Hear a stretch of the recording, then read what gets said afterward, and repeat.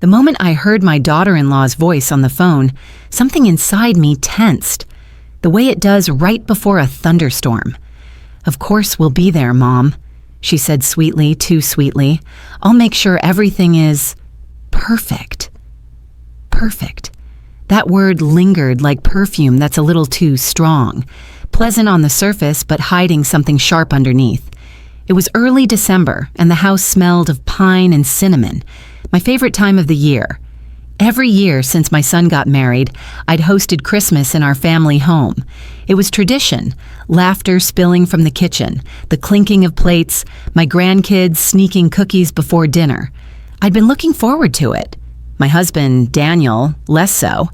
He'd been distracted lately, quieter, glued to his phone. I assumed it was work. I'd learned long ago that Daniel didn't like to be pried into when something weighed on him. Still, I told myself this Christmas would bring us all back together. That was before everything fell apart. The week before the holidays, I decorated the house early. The smell of baked apples and butter filled the kitchen as I arranged candles along the mantel. I wanted warmth, the kind that reminded everyone of home, even when they'd built homes of their own. My son, Aaron, and his wife, Lila, had been married 5 years. They had 2 little ones, Noah and Emma. Bright, beautiful, loud in the way only toddlers can be. I adored them. Lila was harder to adore. She was polite, always polite. But her politeness came wrapped in judgment. Every compliment had an edge. "Oh, you still use these old plates, Mom? How vintage," or "You're so good at old-fashioned cooking." I wish I had the time I used to laugh it off. "That's just Lila," I'd tell Daniel, but even he'd stopped defending her recently. Maybe he was tired, maybe something else was pulling his attention. Still, I wanted peace. So I called and invited them early this year, 3 days before Christmas, to spend a few nights, let the kids play, and give Lila a break from her own kitchen. She agreed immediately, that too sweet tone again. When I hung up, I noticed Daniel at the dining table, his glasses slipping down his nose as he looked over a pile of papers. He shoved them aside when he saw me. "Everything okay?" I asked. He forced a smile. "Just bills." "Don't worry about it, bills." The same word he'd used for months. I nodded, though a little voice inside whispered that I should. They arrived on a Thursday afternoon, the air outside sharp with cold. Aaron's arms were full of suitcases, the kids running up the path shouting, "Grandma!" My heart swelled. Then behind them came Lila. Perfect hair, perfect coat, that little half smile that never quite reached her eyes. "Smells like Christmas in here," she said, stepping inside. "So nostalgic." Her gaze slid across the living room, the garlands, the crackling fire, and I suddenly felt as though my home were on display for judgment. Still, I smiled. "I'm so glad you're here." The evening went well enough. The kids played, Aaron helped Daniel with the lights outside, and Lila offered to help me in the kitchen, which meant standing nearby scrolling through her phone while I stirred gravy. At dinner, she praised my cooking. Again, that too sweet way. "You still make everything from scratch, huh?" "So?" Dedicated Aaron frowned at her tone, but I changed the subject. I wasn't going to let small things ruin our night. After dinner, as we all settled in the living room, I noticed Daniel excusing himself to take a call. His voice was low, hushed from the hallway. When he returned, his smile was too quick. "Work?" I asked softly. "Just the bank," he muttered. "The bank." Before I could ask, he poured himself a drink and turned on the TV. Lila's eyes flickered toward him. Something sly, something knowing. She hid it quickly, but I saw it. A little smirk that didn't belong in the room. That night, long after everyone went to bed, I sat by the window watching the snow fall. The house was silent except for the hum of the heater. I wanted to believe we were all okay, that my husband was just tired, that my daughter-in-law's sharpness was nothing more than insecurity. But the quiet was thick, heavy with things unsaid.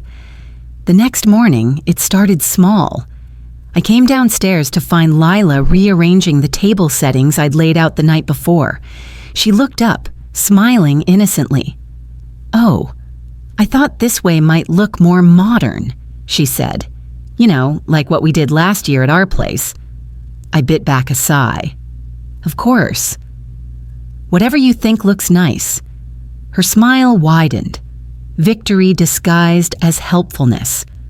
At breakfast, she complimented the pancakes, but added, "Aaron prefers them thinner, don't you, honey?" Aaron mumbled, "They're great, Mom." Later, she offered to take over dessert for the holiday dinner. "You've done so much already," she said. "You should relax." "Let me handle something." Her tone was generous, but something in it stung, like I was being replaced in my own home. That evening, as we wrapped gifts in the den, Daniel sat distant again, flipping through papers instead of joining us. "Everything okay with work?" Aaron asked him. "Fine," Daniel said quickly. "Just a few things to settle before the new year." Lila's eyes darted toward me. "Work can be so stressful," she murmured, "especially when there are finances involved." Her words hung in the air. Aaron frowned, sensing tension he couldn't place. Daniel's jaw tightened. I smiled, pretending not to notice. We all have stress this time of year. But my stomach nodded, because for the first time I wondered if my daughter-in-law knew something I didn't. That night, after everyone went to bed, I walked into Daniel's study to turn off the lamp he'd left on. Papers were scattered on the desk. Bills, statements, envelopes from the bank. I glanced at one, meaning only to tidy it. But the number printed in bold stopped me cold. Overdraft, $14,872. My heart sank. We had no overdraft. We had savings, or at least I thought we did. I gathered the papers, trembling, and saw another envelope marked Notice of Default. I froze. Something was terribly wrong. Before I could think, I heard movement behind me. Footsteps. I turned, clutching the papers. Lila stood in the doorway, her silk robe tied neatly, her lips curled in a soft, knowing smile. "Couldn't sleep either?" she asked lightly. Her eyes flicked to the papers in my hands. "Oh, you found those." My mouth went dry. "What do you know about this, Lila?" She stepped into the room, her perfume sharp, floral. "Just that Daniel's been very busy. And maybe not honest. You might want to ask him where all the money went." I felt my chest tighten. "Why would you say that?" She shrugged, almost gleeful. "Because truth has a way of showing up, even when people try to hide it. Anyway," she said, turning to leave, "I wouldn't want to ruin your holiday." Then she smiled, that same sweet, poisonous smile, and walked away. I stood there under the yellow light of the desk lamp, the papers trembling in my hands, realizing this Christmas would be nothing like the others. I barely slept that night. Every creak of the house, every gust of wind outside seemed louder, sharper, as if the universe itself was waiting for me to do something. When the first light crept through the curtains, I sat at the edge of the bed, still holding the papers I'd found in Daniel's study. Daniel stirred beside me. "You're up early." I turned slowly. "We need to talk." He rubbed his eyes, groaning. "Can it wait until after breakfast?" "No," I said, my voice quiet but steady. "It can't." I handed him the envelope marked Notice of Default. His eyes flicked across the page, then up to me. For a long moment, he said nothing. Finally, he sighed. "You shouldn't have gone through my desk." The words hit like a slap. "That's what you have to say?" I asked, my throat tight. "Not an explanation, just that I shouldn't have found out." He swung his legs off the bed, running a hand through his hair. "It's complicated." "I didn't want to worry me. Daniel, we're about to lose our savings." He turned toward the window, the morning light cutting across his face. "It's a temporary issue. I took out a few loans for an investment. It didn't go as planned." "An investment?" I repeated, stunned. "What kind of investment?" He didn't answer right away. His silence filled the room like fog. Finally, he said, "A friend from work. He had this startup idea." I thought, I cut him off, the hurt spilling out. "You thought you'd risk our future without telling me." He looked at me then, eyes weary, guilt-ridden. "I was trying to fix things." For us. You wouldn't have understood the arrogance in that sentence. You wouldn't have understood. Shattered something in me. "Daniel," I whispered, my voice breaking, "I've stood beside you through everything. And you couldn't even trust me with the truth?" He opened his mouth, but before he could respond, we heard a small knock at the door. "Mom? Dad?" It was Aaron's voice. "The kids are up." "We're starting breakfast." Daniel stepped back, running a hand over his face. "Please," he said quietly, "not now. Let's keep this between us at least until after the holidays." The request felt cruel. I wanted to scream that he had already shattered the peace he was pretending to protect, but I swallowed the words. The kids didn't deserve that kind of morning. I nodded stiffly. "Fine. But we will talk again." Downstairs, the kitchen was warm, alive with the sound of chatter and clinking plates. Lila stood at the counter in a cream sweater, flipping pancakes with an air of ownership that made my skin prickle. She turned as we walked in. "Morning," she chirped. "I hope you two slept well." I caught the flicker of amusement in her eyes. She knew something had happened. Aaron smiled. "Lila made breakfast today. Said she wanted to give you a break, Mom." I forced a smile. "That's kind of her." Daniel sat silently, barely touching his plate. I could feel the distance between us stretching like a tight wire.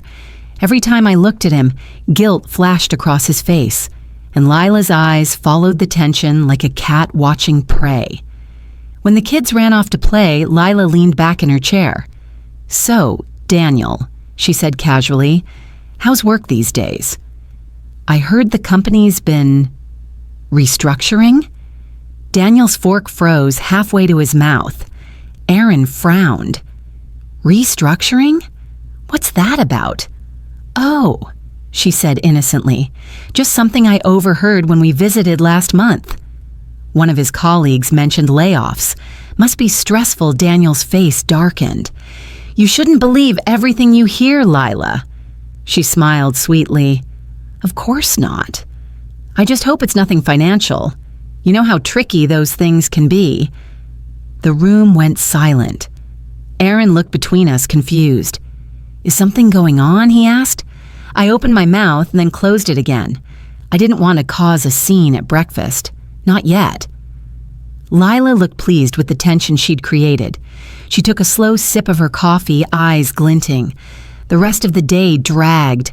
Every word between Daniel and me was polite, measured, the kind of civility that hides a wound still bleeding underneath.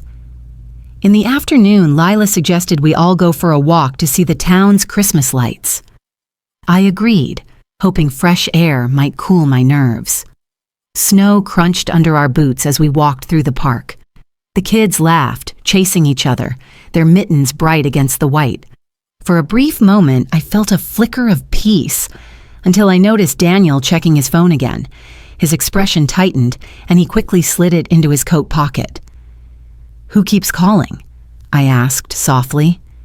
"Work," he said, not meeting my eyes. But Lila, walking just behind us, laughed. "Oh, Daniel, still working during the holidays? You really should take a break from all those bank notifications." Daniel stopped in his tracks. "What did you say?" Lila blinked, feigning surprise. "Oh, nothing. I just mean, it must be hard juggling all those accounts." Aaron turned to her. "Lila, what are you talking about?" She gave him a too bright smile. "Ask your father, dear. I'm sure he'll explain everything." I felt my pulse spike. "Lila," she held up her hands, mock innocent. "Just saying." Secrets have a funny way of coming out, don't they? Daniel's voice rose, low and dangerous. Enough. Even the kids stopped running. Snow fell softly between us, the sound of distant carolers faint in the air. Aaron looked from me to his father, confusion giving way to suspicion. Dad? What's she talking about? Daniel opened his mouth, then shut it again. I could see the panic in his eyes. Lila's voice was syrup sweet. Maybe you should all sit down when you find out. Lila, I hissed, this isn't your business. Oh, but it is, she said quietly, leaning closer. Because your husband owes my husband money, and your sweet son doesn't even know it yet. Aaron blinked, stunned. What? I froze. My breath caught in my throat. What do you mean? She looked at me, savoring every word. Daniel borrowed money from Aaron a few months ago, said it was for a small home repair. Only it wasn't. He used it to pay off part of that loan he's been hiding from you. Aaron turned to his father, color draining from his face. Is that true? Daniel's lips parted, but no sound came.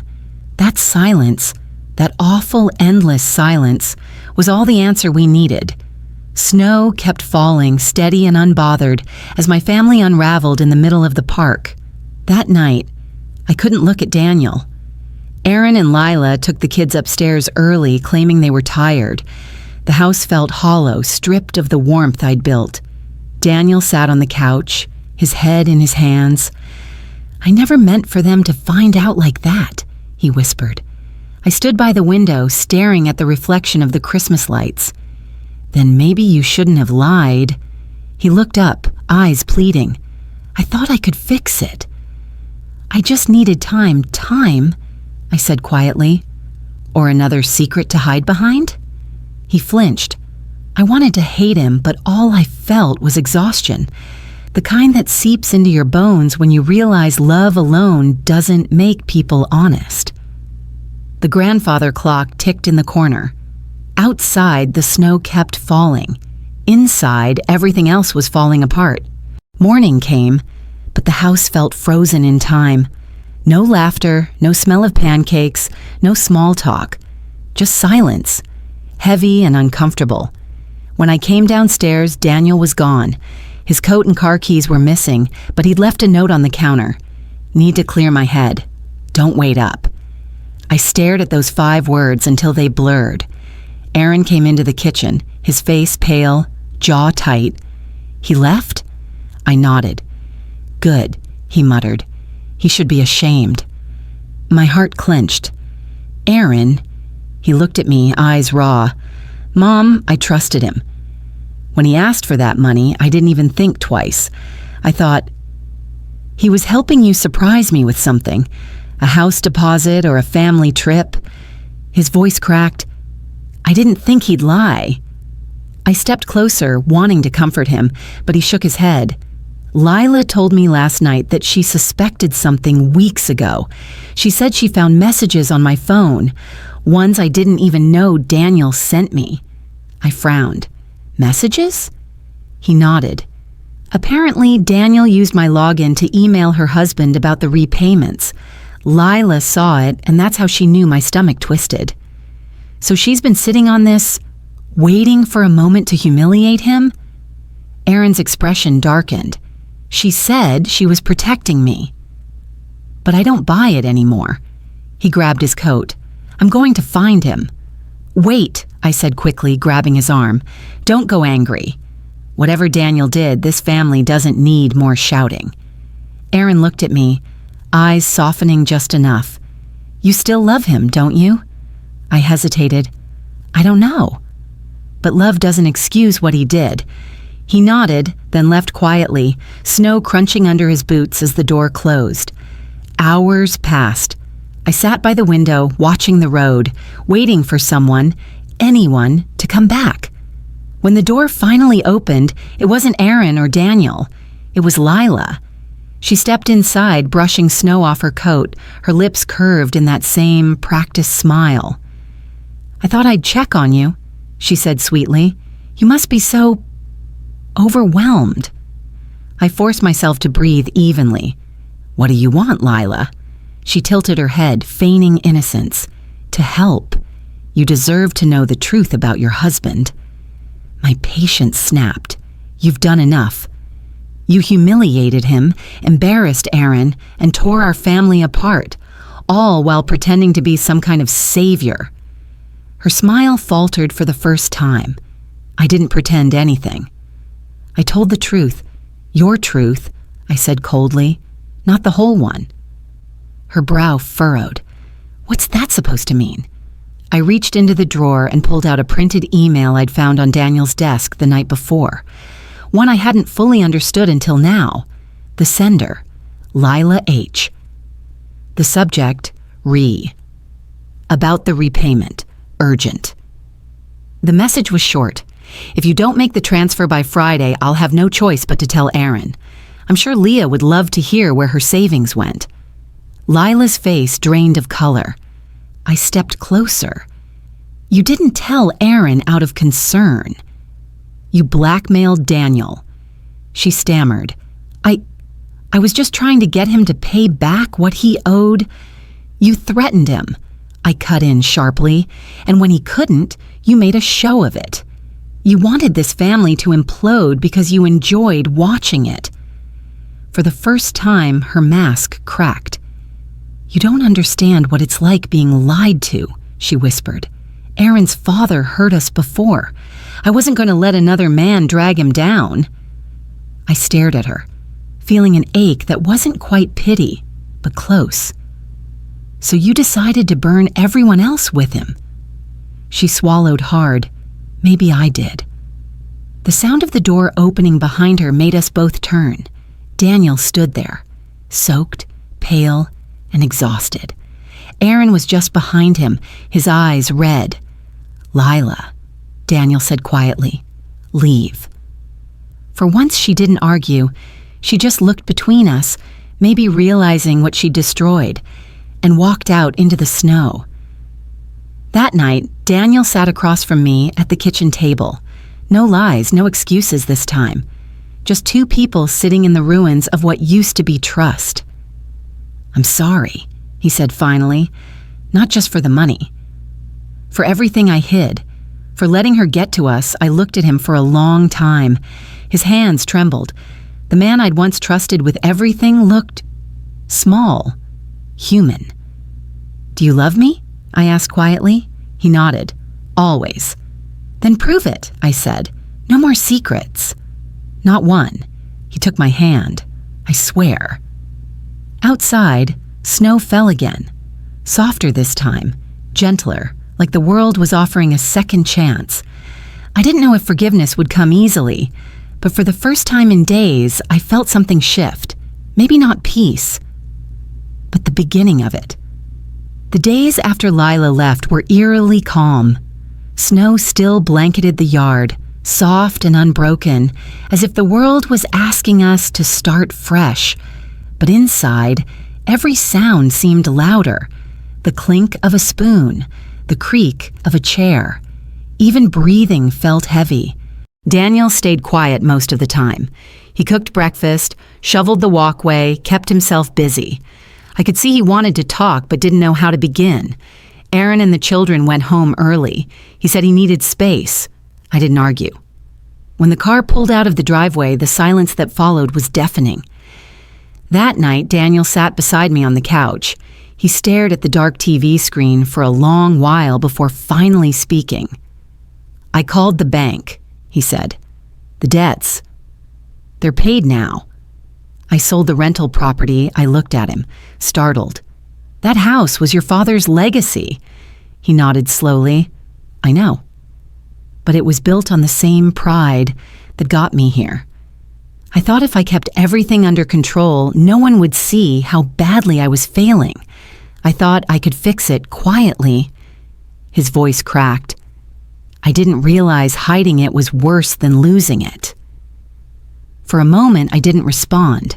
The words stung, not because of the money, but because I saw myself in them. How many times had I hidden pain behind control? How often had I smiled when my world was cracking, just so others wouldn't worry? "Maybe," I said softly, "we both tried too hard to protect things that were already breaking." He looked at me, eyes shining. "Do you think you can forgive me?" "I don't know," I admitted. but I can try." He nodded, and for the first time in weeks, he smiled.